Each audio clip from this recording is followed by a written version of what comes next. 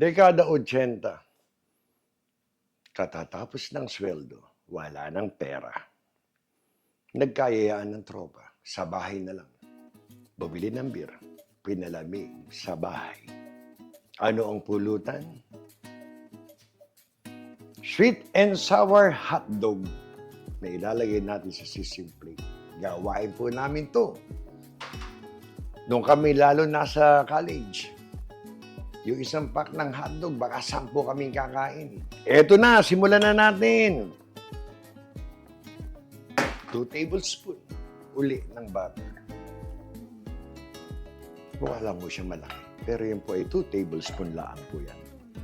Ayun na, nilakasan ng konti. Tunawi lang natin ang ating butter. Dahil pag natunaw yan, bago natin ilagay ang ating bawang, pagugulungin agad natin ang ating hotdog para medyo maprito ng konti.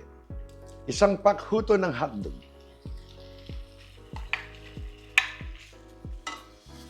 Nung college days namin, pag kami nasa dorm ng aming classmate, kung mga 10 ang kakain ito, kasya ho sa amin.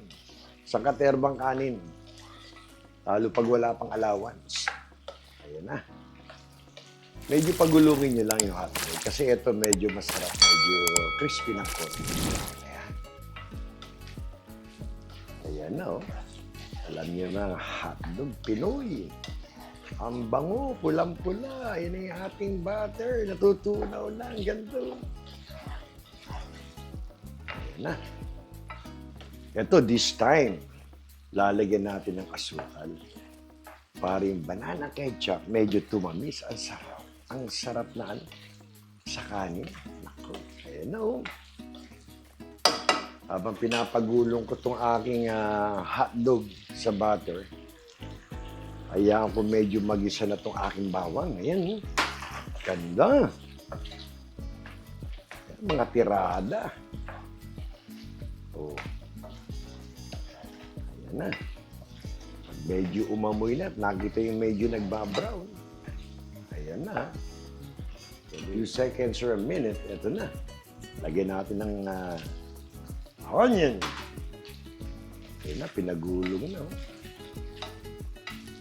Yan ang ating sistema dito sa sweet and sour para lumabas yung aroma ng mga sibuyas. Ayan.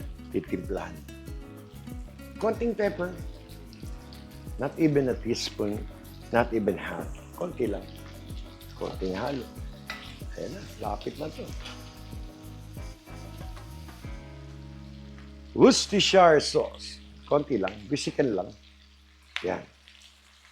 Half teaspoon. Huwag lang din ma-enhance yung lasa natin. Ayan na. Ganito kabilis to. Ito yung mga putahe nung araw pag nasa dormitoryo ka.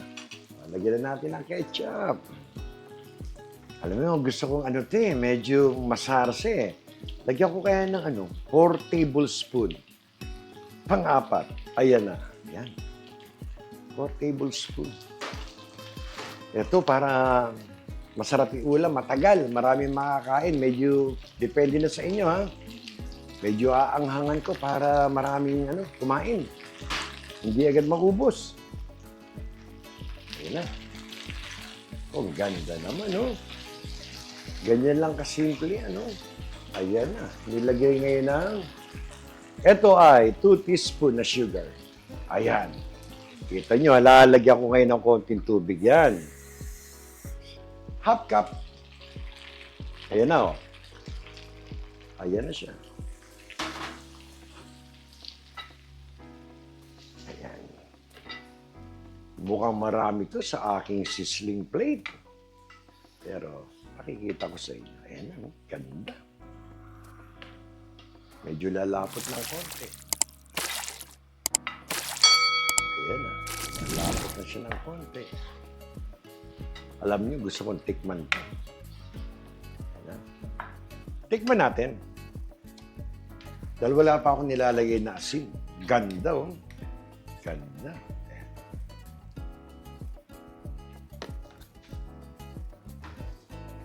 Ang ganda ng tamis, ng asim, lasang-lasa ko yung ating liaperins. Lagyan natin ng konting asin. Half teaspoon. Yan. Swak na yan, swak. Mambong, maganda sana, medyo malapot ng konti. Relax lang. Kaya nga tayo may cornstarch eh. Next time, di na kita imbitahin sa bahay. Alalay lang, nagtunaw lang ako ng 2 teaspoon. Alalay lang ang lagay. Ayan na, oh. Ayan na. Ang aking sweet and sour hotdog. Ayan, oh. Ganda ng lapot. Ayan, oh. Okay na ako dyan sa lapot na yan. Lagyan natin ng ano, pasosyal naman. Green and red bell pepper. Konti na lang. Konti na maubos yung aking green and ano. Oh, ayan. Di ba kinagagandahan dyan? Done. My God, naaalala ko nung araw. Kumakain kami nito. Kahit 10 kami, men. Lalaki ng mga subo namin. Puro kanin. Konting hotdog. Eto na. Eto na. Ayan na. Ayan na. Patayin natin. Ayan na. Naku, ko, ayan na. Nag-aalim po yun. Nag-aalim po yun. Ang gandang tignan, no? Relax ka. Relax. Ayan na. Kukunin ko na ang ating ano, pangsikwat.